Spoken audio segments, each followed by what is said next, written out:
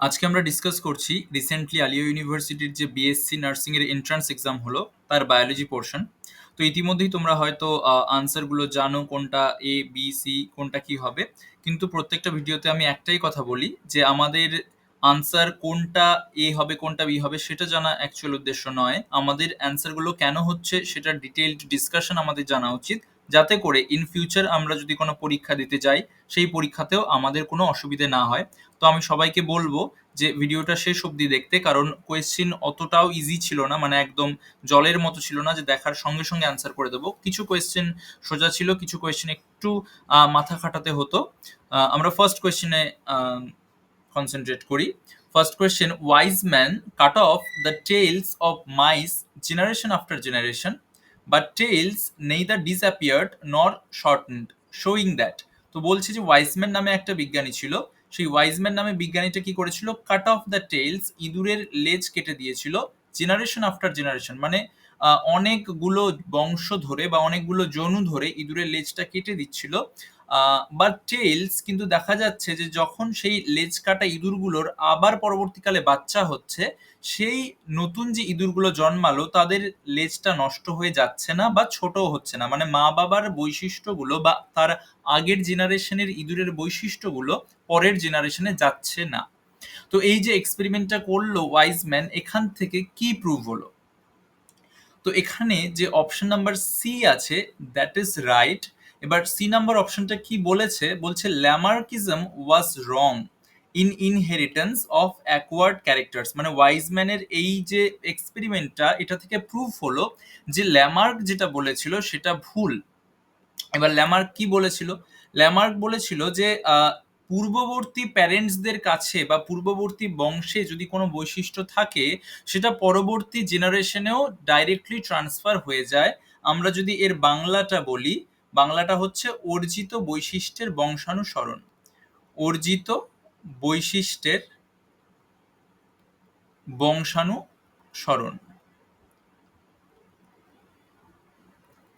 এইবার অর্জিত বৈশিষ্ট্যের বংশানুসরণ যদি হতো, তাহলে যে ইঁদুরগুলো লেজ কেটে দেওয়া হচ্ছিল তাদের যে বেবিগুলো হচ্ছিল সেই সব বেবিগুলো লেজ কাটা নিয়ে জন্ম হতো, কিন্তু সেটা দেখা গেল যে হচ্ছে না। অর্থাৎ ল্যামার্ক যে বলেছিল অর্জিত বৈশিষ্ট্যের বংশানুসরণ, সেটা ভুল। সেটাই এই এক্সপেরিমেন্ট থেকে, ওয়াইজম্যানের এক্সপেরিমেন্ট থেকে আমরা প্রুফ পেলাম। Next question, which cell organelle is concerned with glycosylation of protein? গ্লাইকোসাইলেশন কথাটার মানে হচ্ছে যে আমাদের যে এন্ডোপ্লাজমিক রেটিকিউলাম, এগুলো হচ্ছে ধরো আমাদের এন্ডোপ্লাজমিক রেটিকিউলাম, এটা ধরো আমাদের নিউক্লিয়াস, বড় করে যে গোলটা এঁকেছি, এবং এর তার চারপাশেই এরকম করে ধরো এন্ডোপ্লাজমিক রেটিকিউলাম গুলো আছে এভাবে করে।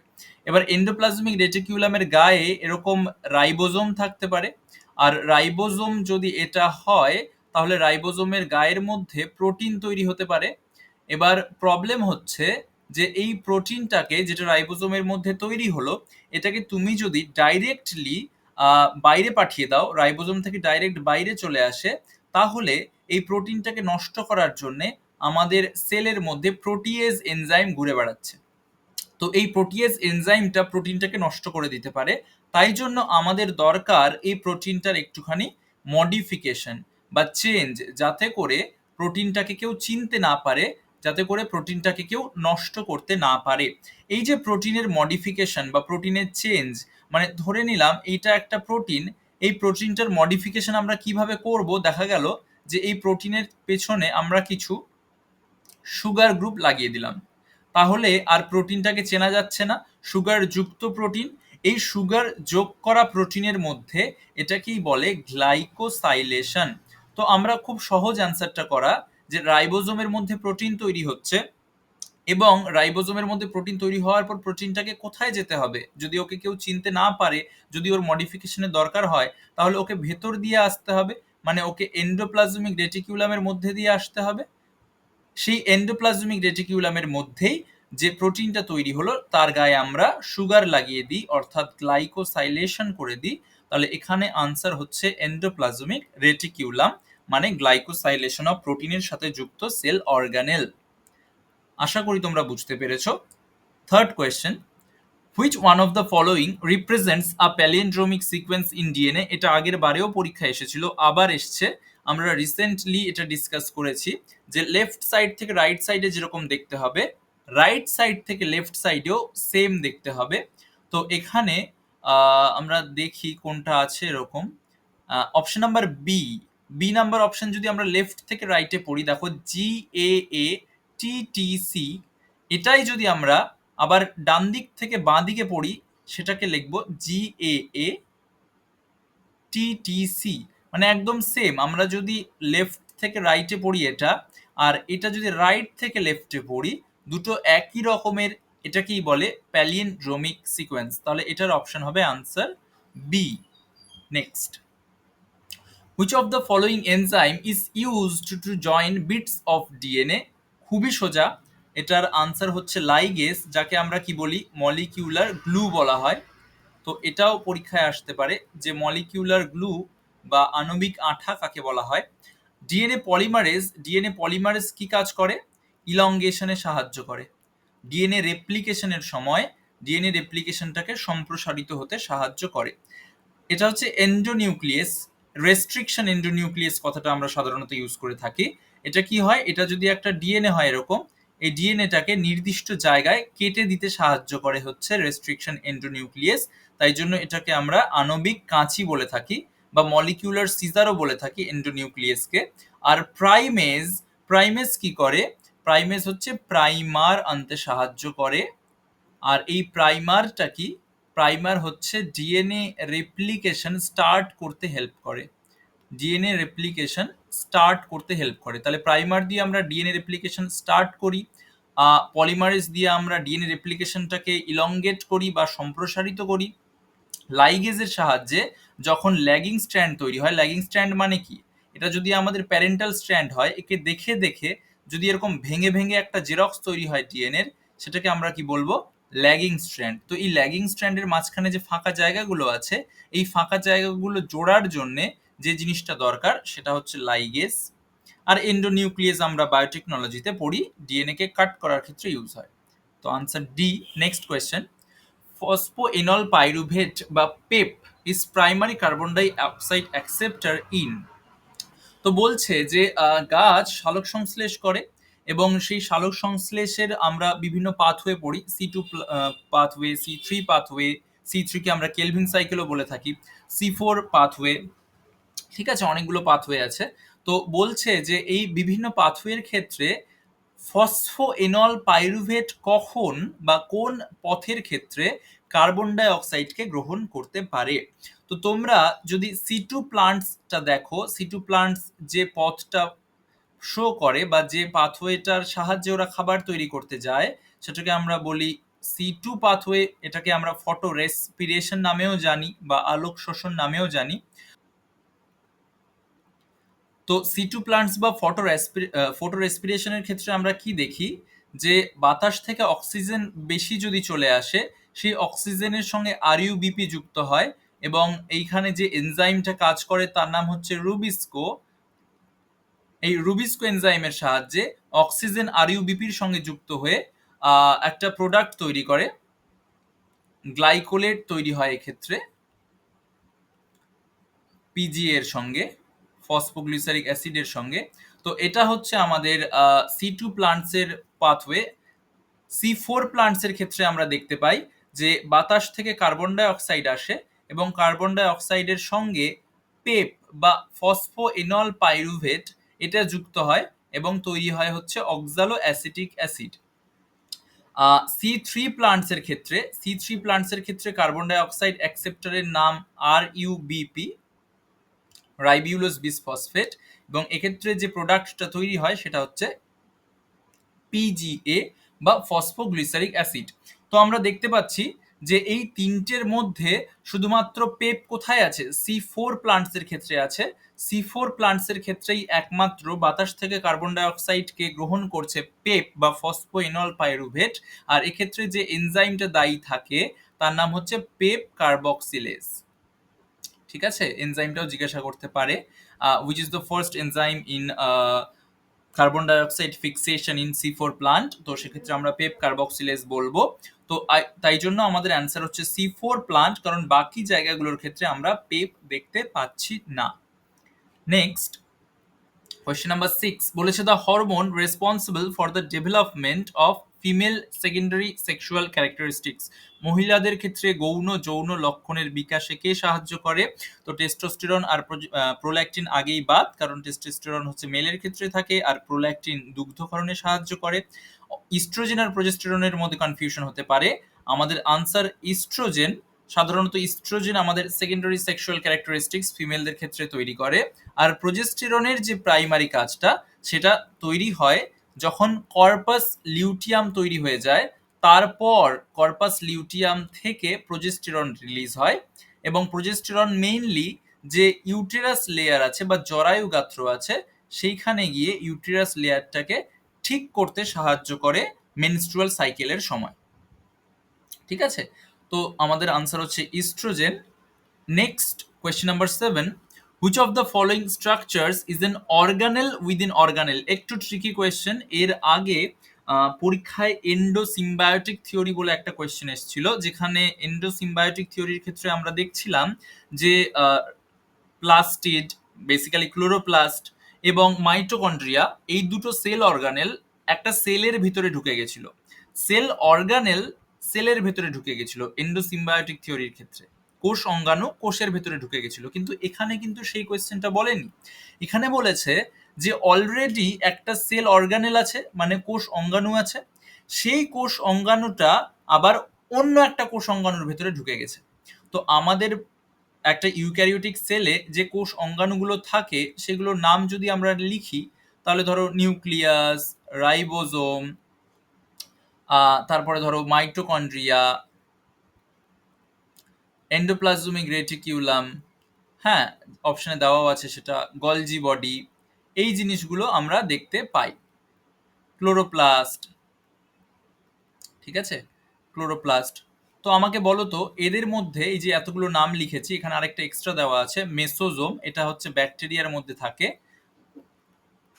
মাইটোকন্ড্রিয়ার মতো কাজ করে। তো আমাকে বলো তো যে এই যে এতগুলো অপশন আমরা লিখলাম, কোন কোষ অঙ্গাণুটা আমরা অন্যান্য কোষ অঙ্গাণুর মধ্যেও দেখতে পাই? Obviously it is ribosome. Ribosome তোমরা যদি একটুখানি পড়ো দেখতে পাবে যে মাইটোকন্ড্রিয়ার ভেতরে 55S টাইপের রাইবোজোম থাকে, ক্লোরোপ্লাস্টের ভেতরে 70S টাইপের রাইবোজোম থাকে। তাহলে মাইটোকন্ড্রিয়া এ নিজেই একটা সেল অর্গানেল, ক্লোরোপ্লাস্ট এ নিজেই একটা সেল অর্গানেল, এই দুটো সেল অর্গানেলের ভেতরে আবার একটা এক্সট্রা সেল অর্গানেল থাকছে রাইবোজোম। তাহলে হলো তো সেল অর্গানেল উইথিন অর্গানেল। তাহলে আমাদের অ্যান্সার হচ্ছে রাইবোজোম এমন একটা কোষ অঙ্গাণু যে অন্যান্য কোষ অঙ্গাণুর মধ্যেও থাকে। বাদ বাকি অপশনগুলো হবে না। পারক্সিজম সাধারণত H2O2, এটার বিপাকে সাহায্য করে, যদি বেশি H2O2 তৈরি হয়ে যায় বডিতে সেক্ষেত্রে ক্ষতি হতে পারে। তো H2O2 এর ডাইজেশনে হেল্প করে পারক্সিজম। মেসোজোম তো বললামই ব্যাকটেরিয়ার শরীরে থাকে, মাইটোকন্ড্রিয়ার মতো কাজ করে।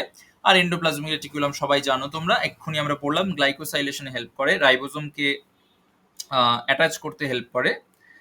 নেক্সট কোয়েশ্চেন নাম্বার 8, খুব easy question, which of the following characteristic feature is not found in phylum Arthropoda. Arthropoda মানে বাংলাটা কি? সন্ধিপদ পর্ব। তোমাদের কোয়েশ্চেনের অপশনগুলো বাংলায় ছিল আশা করি, কিন্তু আনসারের অপশনগুলো বাংলায় ছিল না। সন্ধিপদ প্রাণী, তো এখানে বলছে যে কোনটা সন্ধিপদ পর্বের প্রাণীদের বৈশিষ্ট্য নয়।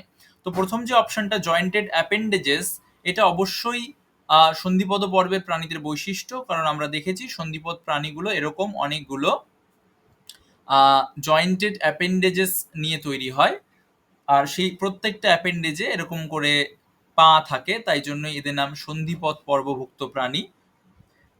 আচ্ছা, থার্ড যে অপশনটা আছে মেটামেরিক সেগমেন্টেশন, এটাও দেখা যায় এই যে প্রত্যেকটা খণ্ড, এই প্রত্যেকটা খণ্ডকে আমরা বলি হচ্ছে মেটামেরিক segmentation.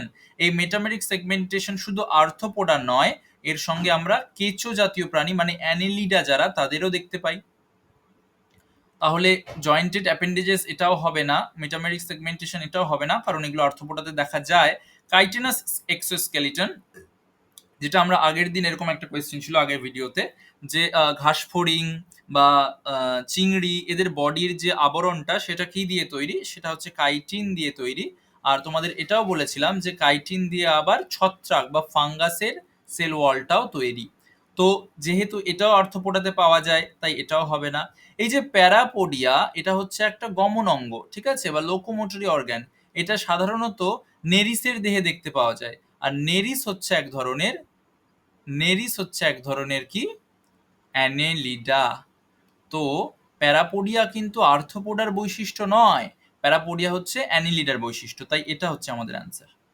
Okay, next question number 9, which of the following statement is correct. এটা ডাইরেক্ট এনসিআরটি থেকে তুলে দেওয়া আছে একদম।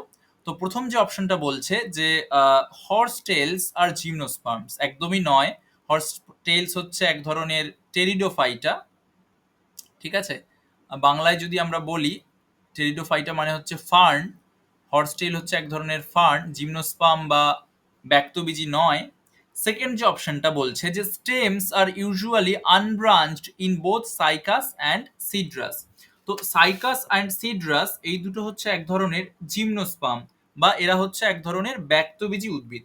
তো তোমরা যদি এনসিআরটি পড়ো সেখানে ক্লিয়ারলি লেখা আছে, লাইনটাই লেখা আছে যে the stems are usually unbranched in Cycas, মানে সাইকাসের ক্ষেত্রে যে কাণ্ডটা সেটা আনব্রাঞ্চড, কিন্তু সিড্রাস যে অপশনটা দেওয়া আছে এইখানে লেখা আছে ব্রাঞ্চড, মানে শাখা যুক্ত। সিড্রাসের কাণ্ড শাখা যুক্ত, সাইকাসের শাখা বিহীন, কিন্তু এখানে অপশন বলে দেওয়া আছে দুটোই শাখাবিহীন। তো এটাও অপশন হবে না, এটাও অপশন হবে না। লাস্ট যে অপশনটা সেখানে বলছে সেলাজিনেল্লা হেটারোস্পোরাস। হেটারোস্পোরাস মানে হচ্ছে দু ধরনের স্পোর দেখা যায় সেলাজিনেল্লার ক্ষেত্রে, while Salvinia is homosporous. স্যালভিনিয়ার homosporous মানে হচ্ছে একই ধরনের স্পোর দেখা যায়। হেটারো মানে আলাদা ধরনের স্পোর দেখা যায়, হোমো মানে একই রকম দেখতে স্পোর দেখা যায়। তো এটাও এনসিআরটির ডাইরেক্ট লাইন। এই যে স্যালাজিনেল্লা আর সালভিনিয়া, এরা দুজনেই হচ্ছে টেরিডোফাইট বা ফার্ন, এরাও টেরিডোফাইট বা ফার্ন, ঠিক আছে। তো টেরিডোফাইট বা ফার্নের ক্ষেত্রে তুমি যখন স্পোর সম্বন্ধে বলা হচ্ছে সেখানে এনসিআরটিতে দেখবে লেখা আছে যে সেলাজিনেল্লা অ্যান্ড সালভিনিয়া এরা দুজনেই হচ্ছে হেটারোস্পোরাস, দুজনেই হেটারোস্পোরাস, ঠিক আছে। কিন্তু এখানে অপশানে একটা হোমোস্পোরাস দিয়ে রেখেছে, তো এটা ভুল। তাহলে বাঁচলো কি, অপশন নাম্বার সি, এটা হচ্ছে correct answer. Option number C কি বলেছে, ওভিউলস, ওভিউলস মানে হচ্ছে ডিম্বক, ovules are not enclosed by ovary wall, ovary মানে হচ্ছে ডিম্বাশয় যেটা পরবর্তীকালে ফলে পরিণত হয়, ইন জিমনোস্পার্মস, জিমনোস্পার্ম মানে হচ্ছে ব্যাক্তবীজী। তো জিমনোস্পার্ম মানে হচ্ছে ডেফিনেশনটা যেটা, যে যে ডিম্বকটা বা যেটা বীজটা সেটা ফল দিয়ে ঢাকা থাকবে না বা ডিম্বাশয় দিয়ে ঢাকা থাকবে না। আর অপশনেও তাই বলেছে যে ওভিউলস বা ডিম্বক is not enclosed by ovary wall, ডিম্বাশয় দিয়ে ঢাকা থাকে না, এটাই তো জিমনোস্পার্মের ডেফিনেশন। আচ্ছা, next question number 10, how are skeletal muscles are similar to visceral muscle. এবার স্কেলিটাল মাসেলের ক্ষেত্রে এর আরেকটা নাম যদি আমরা বলি সেটা হচ্ছে ঐচ্ছিক পেশি বা ভলেন্টারি মাসেল বলতে পারো, যেটা আমরা নিজের ইচ্ছায় নড়াতে পারি। আর ভিসেরাল মাসেল এর বাংলাটা হচ্ছে অনৈচ্ছিক পেশি বা ইনভলেন্টারি মাসেল, ঠিক আছে, ঐচ্ছিক অনৈচ্ছিক। এবার স্কেলিটাল মাসেল বা কঙ্কাল পেশি যদি আমরা দেখি, সেই পেশিগুলো দেখতে কিন্তু এরকম সিলিন্ডার টাইপের হয়, ঠিক আছে, এরকম সিলিন্ডার টাইপের হয় আর এর ভিতরে অনেকগুলো করে নিউক্লিয়াস থাকে, মাল্টি নিউক্লিয়েটেড হয়। আর যদি আমরা ভিসেরাল মাসেলগুলো দেখি, সেই ভিসেরাল মাসেলগুলো কিন্তু এরকম হয়, ঠিক আছে, এরকম শেপের হয়, মাকু আকৃতির হয়।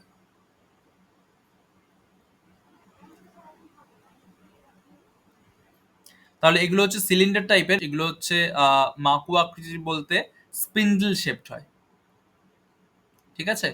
তো এখানে আমরা অপশনগুলো দেখে নিই যে how are skeletal muscle similar to visceral muscle, মানে এই দুটো কিভাবে একই হতে পারে। তো শেপ একদমই না, শেপ আমরা দেখলাম যে এটা সিলিন্ডারের মতো দেখতে আর এটা মাকুর মতো দেখতে, তো শেপ তো এক নয় এর দুজনের। নেক্সট বলছে যে muscle fibre have a certain number of nuclei. দেখো দুজনের নিউক্লিয়াসের মধ্যে ডিফারেন্স আছে, আমরা যদি স্কেলিটাল মাসেলের কথা বলি তাহলে এখানে একটা সেলের মধ্যে অনেকগুলো নিউক্লিয়াস আছে, কিন্তু আমরা যদি ভিসেরাল মাসেলের কথা বলি, ভিসেরাল মাসেলে কিন্তু একটা সেলে একটাই নিউক্লিয়াস আছে, তাহলে নিউক্লিয়াসেরও কোনো ব্যাপার নেই দুজনের মধ্যে সিমিলারিটি। লাস্ট যে অপশনটা বলছে যে presence of light and dark bands, এটাও মিল নাই, কারণ তোমরা যদি সিলিন্ডার শেপড স্কেলিটাল মাসেল দেখো তাহলে সেখানে এরকম আমরা ব্যান্ড দেখতে পাবো, এটা হচ্ছে স্কেলিটাল মাসেলের ক্ষেত্রে। কিন্তু তোমরা যদি ভিসেরাল মাসেল দেখো এখানে কিন্তু কোনো ব্যান্ড বা দাগ মাঝখান দিয়ে নেই, তাই জন্য এটা অপশন হবে না। তাহলে বাঁচলো কি presence of actin and myosin, যে প্রোটিনগুলো থাকে সেটা ভিসেরাল মাসেল বা অনৈচ্ছিক পেশিতেও থাকে, স্কেলিটাল মাসেল বা ঐচ্ছিক পেশিতেও থাকে, দুটোতেই থাকে অ্যাক্টিন অ্যান্ড মায়োসিন। তাই এটাই আমাদের answer. Next, Brunner's gland is the characteristic features of. এবার ব্রুনার্স গ্ল্যান্ডটা কোথায় থাকে, যদি আমরা ডাইরেক্ট কোয়েশ্চেন করতাম, ইজি কোয়েশ্চেন করতাম, তাহলে এটার অ্যান্সার হয়ে যেত স্মল ইন্টেস্টাইন বা ক্ষুদ্রান্ত্র। কিন্তু এখানে ডাইরেক্ট কোয়েশ্চেন করেনি, এখানে বলেছে যে স্মল ইন্টেস্টাইনে যে পার্টগুলো ডিওডিনাম, জেজুনাম আর ইলিয়াম, তার মধ্যে কোথায় ব্রুনার্স গ্ল্যান্ড থাকে। তো তোমাদের একটা ছবি দেখাতে চাই, একটু হেজি হলেও আমি তোমাদেরকে দেখাতে চাই এখানে পয়েন্টিং করে। রাইট সাইডের যে ছবিটা সেটা দেখো, এই যে এটা, এটা হচ্ছে ডিওডিনামের ছবি, এটা হচ্ছে জেজুনামের ছবি। বা সাইডে তোমরা অ্যাকচুয়াল রিয়েল অরিজিনাল ছবি দেখতে পাবে, আর রাইট সাইডে কার্টুন ডায়াগ্রাম দেখতে পাচ্ছ, আর এটা হচ্ছে ইলিয়ামের ছবি। তো দেখো যে যে ডিওডিনাম লেয়ারটা আছে সেই ডিওডিনাম লেয়ারের নিচের দিকে এইখানে কিছু ইয়েলো কালারের স্ট্রাকচার আমরা দেখতে পাচ্ছি, এই লেয়ারটাকে বলা হচ্ছে সাবমিউকোসা লেয়ার। আর এই যে গ্ল্যান্ডস গুলো, যেটাকে আমরা বলে দিচ্ছি ব্রুনার্স গ্ল্যান্ড। তাহলে যে ডিওডিনাম, সেই ডিওডিনামের যে সাবমিউকোসা লেয়ার, সেই সাবমিউকোসা লেয়ারে আমরা ব্রুনার্স গ্ল্যান্ড দেখতে পাচ্ছি। আর এই যে গ্যাপগুলো, এই গ্যাপগুলোকে বলে দিচ্ছে ক্রিপ্টস অফ লিবারকুন। তো ক্রিপ্টস অফ লিবারকুন দেখো ডিওডিনামেও দেখতে পাচ্ছি, জেজুনামেও দেখতে পাচ্ছি, ইলিয়ামেও দেখতে পাচ্ছি, কিন্তু এই যে ইয়েলো টাইপের স্ট্রাকচারটা আছে যেটাকে আমরা ব্রুনার্স গ্ল্যান্ড বলে দিচ্ছি, সেটা কিন্তু শুধুমাত্র ডিওডিনামেই আছে, জেজুনাম আর ইলিয়ামে দেখতে পাওয়া যাচ্ছে না। তোমরা অরিজিনাল ছবিতেও দেখতে পাবে যে নিচের দিকে এইখানে এই সাবমিউকোসা লেয়ারে এই জায়গাগুলোতে আমরা ব্রুনার্স গ্ল্যান্ডগুলো দেখতে পাবো, কিন্তু এই স্ট্রাকচারগুলো আমরা নিচের এই জায়গাগুলোতে দেখতে পাচ্ছি না। আর আরেকটা যেখানে জিনিস দেখো, ইলিয়ামের ক্ষেত্রে দেখো এরকম একটা রাউন্ড শেপ স্ট্রাকচার আমরা দেখতে পাচ্ছি, এটাকে বলা হচ্ছে পেয়ার্স প্যাচ, PEYERS। ভালো মতো দেখতে না পেলে আমি লিখে দিচ্ছি, পেয়ার্স প্যাচ। পেয়ার্স প্যাচ হচ্ছে এক ধরনের লিম্ফয়েড অর্গ্যান, এটাও পরীক্ষায় আসতে পারে যে পেয়ার্স প্যাচ আমরা কোথায় দেখতে পাই, ডিওডিনামে না জেজুনামে না ইলিয়ামে, আমরা লিখবো ইলিয়ামে। ওকে, নেক্সট। তো এটার অপশন কি হলো, answer C, duodenum. Next question, which of the following books was contributed by Linnaeus. Linnaeus বলতে এখানে ক্যারোলাস লিনিয়াসের কথা বোঝানো হচ্ছে। ক্যারোলাস লিনিয়াস দুটো বই লিখেছিল, একটা হচ্ছে সিস্টেমা ন্যাচুরি আর একটা হচ্ছে স্পিসিস প্ল্যান্টারাম। তো এখানে একটু মিলিয়ে মিশিয়ে দিয়েছে। Systema Naturae, C number option, এটা ঠিক আছে একদম, এটা আমাদের আনসার। এখানে যদি Species Plantarum, SPECEIS, Species Plantarum, এই অপশনটা যদি থাকতো তাহলে সেটাও কিন্তু আমাদের একটা রাইট আনসার হতো। স্পিসিস প্ল্যান্টারাম কোথাও লেখা নেই, তো অপশন সি হচ্ছে আমাদের only right. Next, which of the following groups of animals are uricotelic. এবার ইউরিকোটেলিক কথাটার মানে কি, ইউরিকোটেলিক কথাটার মানে হচ্ছে যারা ইউরিক অ্যাসিড এক্সক্রিশন করে। তো অনেকগুলো অপশন এখানে দিয়েছে, তো অপশন নাম্বার ডি তে আমরা যদি যাই তাহলে এই যে দেখো অ্যামফিবিয়ান কথাটা বলেছে, এই অ্যামফিবিয়ান বা উভচররা কিন্তু ইউরিকোটেলিক নয়, মানে এরা ইউরিক অ্যাসিড নিষ্কাশন করে না।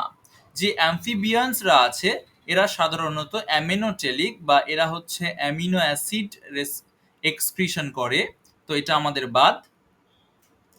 অ্যামফিবিয়ানস এখানেও আছে, এটাও আমাদের বাদ।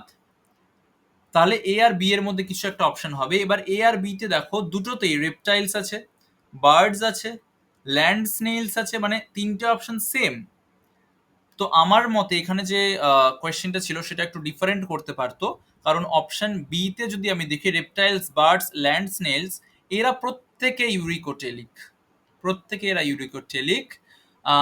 অপশন এ তে আবার একটা এক্সট্রা যোগ করেছে ইনসেক্টস, তো ইনসেক্টসও হচ্ছে ইউরিকোটেলিক, মানে ইউরিক অ্যাসিড এক্সক্রিশন করে। ঠিক আছে, তো যেহেতু এখানে একটা বেশি অপশন রাইট আছে, তাই আমরা option A K right answer হিসেবে ভাবতে পারি। অপশন বি এর থেকেও বেশি ঠিক হচ্ছে option A. Next question number 14 বলছে যে given figure represents a ড্রুপ of mango, এখানে একটা আমের ছবি দেখানো হচ্ছে এবং বিভিন্ন লেয়ার করা আছে, এ বি সি কোনটা কি ডি। তো খুব ইজি কোয়েশ্চেন, একটু হেজি অপশনগুলো দেখা যাচ্ছে না ঠিক মতো, কিন্তু আমাদের অপশন খুব একটা ভালো দেখারও দরকার নেই। অপশন নাম্বার এ মানে সব থেকে বাইরের যে লেয়ারটা সেটাকে কি বলে, এপিকার্প। ঠিক আছে, সব থেকে ভেতরের যে লেয়ারটা অপশন সি সেটাকে আমরা কি বলি, এন্ডোকার্প। এ তো খুব সোজা। আর অপশন নাম্বার বি যেটা মাঝের লেয়ার সেটাকে আমরা কি বলি, মেসোকার্প। আর সব থেকে মানে এন্ডোকার্পেরও ভেতরে যে জিনিসটা থাকে, আঠিরও ভেতরে যে জিনিসটা থাকে আমাদের, সেটাই তো সিড। তাহলে অপশন ডি হচ্ছে সিড। তাহলে ডি সিড কোথায় আছে, এখানে আছে আর এখানে আছে। অপশন সি, সি হচ্ছে আমাদের কি, এন্ডোকার্প, এন্ডোকার্প দুটোতেই আছে, এটাতেও আছে এটাতেও আছে। অপশন বি হচ্ছে মেসোকার্প, তো মেসোকার্প আমাদের শুধু এখানেই আছে, তাহলে আমাদের এটা হচ্ছে আনসার।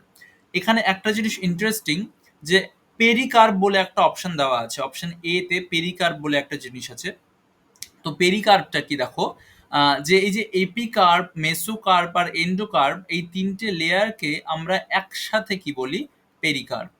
ঠিক আছে, তো এটা একটু কনফিউজিং অপশন হতে পারতো। নেক্সট কোয়েশ্চেন নাম্বার 15 বলছে cystolith, cystolith crystal deposition found in the epidermal outgrowth of Ficus benghalensis, এটা হচ্ছে বট গাছ আর কি। ঠিক আছে, leaves are made up of which substances, মানে বলছে যে ওই বট গাছের ওপরে যে একটা ক্রিস্টাল ডিপোজিট হয়েছে, ক্রিস্টাল ডিপোজিট হয়ে একটা স্ট্রাকচার তৈরি করেছে যাকে আমরা বলছি সিস্টোলিথ। সেই সিস্টোলিথে যে স্ট্রাকচারটা সেটা কোন, আহ, অনেকগুলো নিচে অপশন দিচ্ছে কোন ক্রিস্টালের ডিপোজিশনের ফলে তৈরি হয়েছে। তো এখানে আমরা দুটো স্ট্রাকচার পড়ে থাকি, একটা হচ্ছে সিস্টোলিথ আর একটা হচ্ছে লিথোসিস্ট। তো সিস্টোলিথের ক্ষেত্রে আমরা বলি যে ক্যালসিয়াম কার্বনেটের লেয়ার জমে গেছে, অনেকগুলো ক্যালসিয়াম কার্বনেটের লেয়ার যখন একসাথে বটগাছের পাতার উপরে জমে যায় সেটাকে আমরা কি বলি, সিস্টোলিথ। আর র্যাফাইট বলে একটা জিনিস আছে, তো র্যাফাইট যে জিনিসটা, সেম কোয়েশ্চেনে যদি থাকতো সিস্টোলিথের জায়গায় র্যাফাইট বলতো, তো আমরা বলতাম ক্যালসিয়াম অক্সালেট, এর কেলাস জমে গেছে, ক্যালসিয়াম অক্সালেট। ঠিক আছে, আর এই ক্যালসিয়াম অক্সালেটের ক্যালাস বা র্যাফাইট এটা কোথায় দেখা যায়, এটা সাধারণত ওল, কচু এগুলোর ক্ষেত্রে এই কেলাসটা দেখা যায়। ওকে, তো দুটো আলাদা আলাদা মনে রাখতে হবে, cystolith, raphide. Next, which of the following are exocrine gland, খুব সুন্দর প্রশ্ন, কোনটা এক্সোক্রিন গ্ল্যান্ড। তো আমরা জানি যেখানে যে চারটে অপশন আছে তার মধ্যে থাইরয়েড গ্ল্যান্ড যেটা, সেটা কোনো মতেই এক্সোক্রিন গ্ল্যান্ড হতে পারে না, কারণ এটা একটা হরমোন সিক্রিট করে এরকম গ্ল্যান্ড বা এন্ডোক্রিন গ্ল্যান্ড, তো এই অপশনটা বাদ। প্রথম যে অপশনটা আছে স্যালাইভারি গ্ল্যান্ড, স্যালাইভারি গ্ল্যান্ড থেকে কিন্তু এক্সোক্রিন গ্ল্যান্ড মানে কি, এনজাইম রিলিজ করবে এমন গ্ল্যান্ড। স্যালাইভারি গ্ল্যান্ড থেকে তোমরা জানো টায়ালিন, এই এনজাইমটা রিলিজ হয়। টায়ালিন এনজাইম কি করে, শ্বেতসার বা স্টার্চকে, টায়ালিন কি করে, স্টার্চকে মল্টোজে ব্রেকডাউন করে দেয়, স্টার্চ থেকে মল্টোজ। ঠিক আছে, থার্ড যে অপশনটা আছে ইন্টেস্টিনাল গ্ল্যান্ড, ইন্টেস্টিনাল গ্ল্যান্ড মানে এখানে স্মল ইন্টেস্টাইনের কথা বোঝানো হচ্ছে। বেসিক্যালি স্মল ইন্টেস্টাইনে প্রচুর এনজাইম থাকে, আমরা ডাইজেশন চ্যাপ্টারে এত এত এনজাইম পড়েছি যে এটাকে কোনো মতেই এন্ডোক্রিন গ্ল্যান্ড বলা যায় না, এটা হচ্ছে এক্সোক্রিন গ্ল্যান্ড, প্রচুর এনজাইম রিলিজ হয় এখান থেকে। আর সিবেসিয়াস গ্ল্যান্ড, সিবেসিয়াস গ্ল্যান্ড মানে সাধারণত সিবাম রিলিজ হয় এখান থেকে, সিবাম বা ঘাম এগুলো রিলিজ হয়। কিন্তু এর সাথে সাথে সিবিসিয়াস গ্ল্যান্ড থেকে এনজাইমও রিলিজ হয়, লাইসোজাইম। লাইসোজাইম এনজাইম কি কাজ করে? আমাদের ব্যাকটেরিয়াকে ধ্বংস করতে হেল্প করে।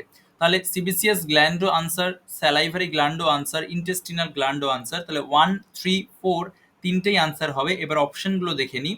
1 আর 3 অপশন নাম্বার বি তে আছে, 4 কোথাও নেই, তাহলে অপশন বিটাকেই আমরা টিক করব। যেহেতু 4 কোথাও নেই, তাই অপশন বি হচ্ছে আমাদের right answer. Next question number, এখানে একটু অপশন নাম্বারটা ভুল হয়ে গেছে, এটা 1 নয়, এটা 17 নাম্বার কোয়েশ্চেন। ঠিক আছে, বলেছে যে the correct sequence of layers of bacterial cells envelope from outward to inward, মানে ব্যাকটেরিয়ার যে কভারিং গুলো থাকে সেটাকে বাইরে থেকে ভেতরের দিকে যদি আমি নিয়ে আসি তাহলে সেটা কি হবে। এবার এখানে একটা ইন্টারেস্টিং জিনিস এটা, যে এটা যদি ধরে নাও একটা ব্যাকটেরিয়া আমি আঁকলাম, আর অন্য একটা কালি দিয়ে যদি আমি এর কভারিং গুলো আঁকার চেষ্টা করি, তো ফার্স্টে আমি ধরো এটা একটা কভারিং আঁকছি, সবার ভেতরের যে কভারিংটা এটা, তো প্রত্যেকটা কোষের বাইরে ফার্স্ট যে কভারিংটা আসে সেটা হচ্ছে সেল মেমব্রেন, তো এটাও আমি ধরে নিলাম সেল মেমব্রেন। এবার এর এর ওপরে আরেকটা কভারিং যদি আমি আঁকি, এইটা আমি একটু এভাবে করে অন্যরকম ভাবে আঁকি যাতে বোঝা যেতে পারে, এটা হচ্ছে ধরে নাও সেল ওয়াল। এবার তার উপরে তোমরা টেক্সট বইতে পাবে যে ব্যাকটেরিয়ার সব থেকে বাইরে যে লেয়ারটা থাকে সেটাকে আমরা কিন্তু বলি, এটা ধরো আরেকটা লেয়ার, তো ব্যাকটেরিয়ার এই সব থেকে বাইরের লেয়ারটাকে টেক্সট বইয়ে তোমরা পাবে লেখা আছে ক্যাপসুল। এবার গ্লাইকোক্যালিক্স তাহলে কোথা থেকে চলে আসলো? ব্যাপারটা হচ্ছে এরকম যে গ্লাইকোক্যালিক্স যখন লিকুইড ফর্মে থাকে, মানে তরল থাকে, তখন আমরা গ্লাইকোক্যালিক্সকে কি বলি? Slime layer. ঠিক আছে, আর এই গ্লাইকোক্যালিক্সটাই যখন হার্ড হয়ে যায়, শক্ত হয়ে যায়, তখন সেটাকেই আমরা বলি হচ্ছে ক্যাপসুল। তো ক্যাপসুল আর স্লাইম লেয়ার দুটোই হচ্ছে গ্লাইকোক্যালিক্সের এক ধরনের স্টেজ বা অবস্থা।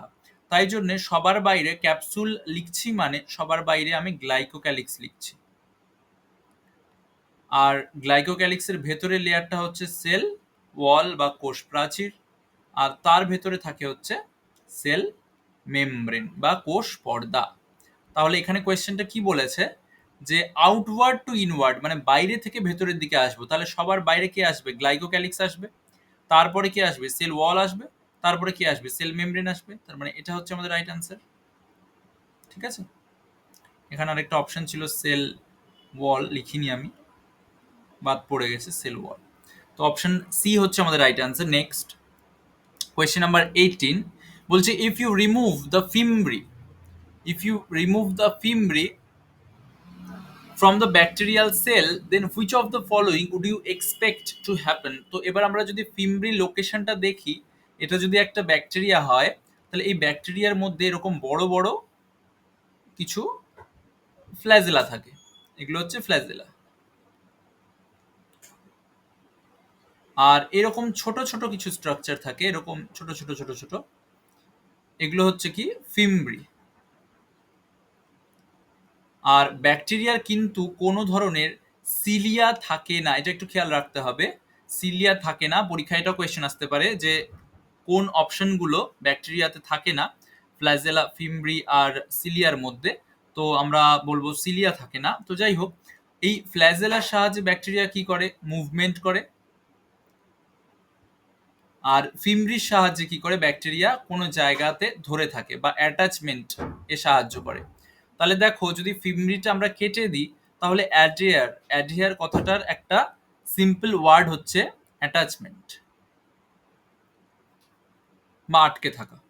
তো এটাকে যদি আমি কেটে দিই, ফিমব্রিগুলো যদি না থাকে, তাহলে কোনো হোস্ট টিস্যু মানে কোনো অন্য কোনো জীবের গায়ে যদি এই ব্যাকটেরিয়াটা আটকাতে যায় তাহলে আটকাতে পারবে না। তা এটা আমাদের রাইট অ্যান্সার, যে ফিমব্রিটা যদি আমি কেটে দিই তাহলে ব্যাকটেরিয়াটা কোথাও অ্যাটাচ হতে পারবে না। আর সুইমের কোনো ব্যাপার নেই, কারণ সুইম করে ব্যাকটেরিয়া ফ্ল্যাজেলার সাহায্যে, ট্রান্সপোর্টেশনেরও কোনো ব্যাপার নেই ফিমব্রিয়ের ক্ষেত্রে। আর the shape of bacteria would change, শেপের কিচ্ছু হবে না, শেপটা যেরকম ব্যাকটেরিয়ার আছে সেরকমই থাকবে, যদি ফিমব্রি না থাকে কোনো প্রবলেম হবে না। Question number 19. Colchicum obtained from Colchicum autumnale plant affects which stage of cell division? তো এই যে কলচিকাম বা কলচিসিন আর কি যদি বাংলায় লিখি, কলচিসিন, এটাকে বলে মাইটোটিক পয়জন বা মাইটোটিক বিষ।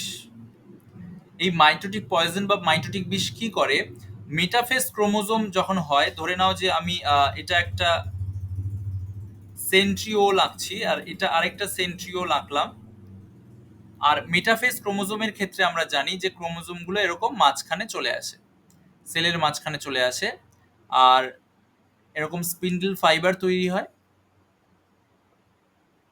এটা হচ্ছে আমাদের মেটাফেজ স্টেজ।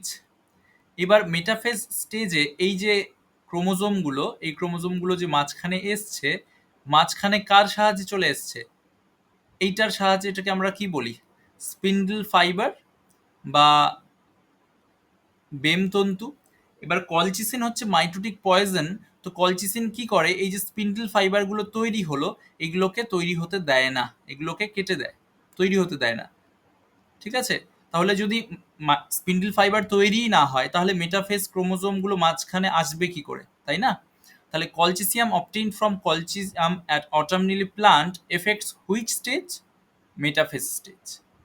মেটাফেজ স্টেজের জন্য যে স্পিন্ডল ফাইবারগুলো দরকার সেগুলোই তৈরি হতে দেয় না, তাই জন্য মাঝখানে ক্রোমোজোমগুলো আসতে পারে না। আমাদের এখনকার লাস্ট কোয়েশ্চেন, আমরা 20টা কোয়েশ্চেন আলোচনা করছি, নেক্সট ভিডিওতে আমরা বাকি 15টা কোয়েশ্চেন আলোচনা করব। লাস্ট যে কোয়েশ্চেনটা আসছে, which of the following pairs of minerals are required by plants for chlorophyll synthesis. Chlorophyll তৈরি করার জন্য গাছের কি লাগে? তো তোমরা যদি ক্লোরোফিলের স্ট্রাকচারটা দেখো, পুরোটা আমি আঁকছি না, জাস্ট সেন্টারে একটা ম্যাগনেসিয়াম থাকে আর চারদিকে 4টা নাইট্রোজেন থাকে, এরপরেও আরো অনেকটা স্ট্রাকচার আছে, সেটা আমি আঁকছি না। তো ম্যাগনেসিয়াম তো আমাদের অবভিয়াসলি আনসার হবেই, তাহলে অপশন বি বা সি এর মধ্যে কোনো একটা হবে। এবার প্রবলেম হচ্ছে যে আমরা সাধারণত এই যে এফ ই বা ফেরাস বা লোহা সম্বন্ধে যে বলা হচ্ছে, আর কপার বা সিইউ বা তামা সম্বন্ধে যে বলা হচ্ছে, এটা নিয়ে আমরা খুব একটা পড়ি না ক্লোরোফিল সিনথেসিসের ক্ষেত্রে। তো তোমাদের একটা ফ্লো চার্ট দেখাচ্ছি এখানে, এই ফ্লো চার্টের মধ্যে ক্লোরোফিল কিভাবে তৈরি হয় সেটা বলা হচ্ছে। তো দেখো, ফার্স্ট স্টার্ট হচ্ছে ক্লোরোফিল সিনথেসিসটা সাকসিনাইল কো এ স্ট্রাকচার দিয়ে, সাকসিনাইল কো এ। এখান থেকে গ্লাইসিনের সাহায্যে, অ্যালানিন সিনথেসিসের সাহায্যে অ্যামাইনো লেভিউলিনিক অ্যাসিড তৈরি হলো, সেখান থেকে অনেকগুলো স্ট্রাকচার বা স্টেপের মধ্যে দিয়ে ফাইনালি আমাদের ক্লোরোফাইলিড তৈরি হলো, এবং এই ক্লোরোফাইলিড থেকেই ইন ফিউচার আমাদের ক্লোরোফিলটা তৈরি হবে। আমি নিচে লিখছি, ক্লোরোফিল তৈরি হবে ক্লোরোফাইলিড থেকে। তো এই যে পুরো যে সিনথেসিস প্রসেসটা এখানে আছে, সেখানে দেখো যে যখন আলফা অ্যামিনো লিভোলিনিক অ্যাসিড থেকে প্রোটোপরফাইরিন তৈরি হলো, এবং প্রোটোপরফাইরিনের পরের স্টেজে যখন হিম গ্রুপ তৈরি হলো, এখানেই লোহা চলে এসছে। ঠিক আছে, আর হিমের পর যখন প্রোটোপরফাইরিন আবার তৈরি হলো, সেখানে ম্যাগনেসিয়াম চলে এসছে।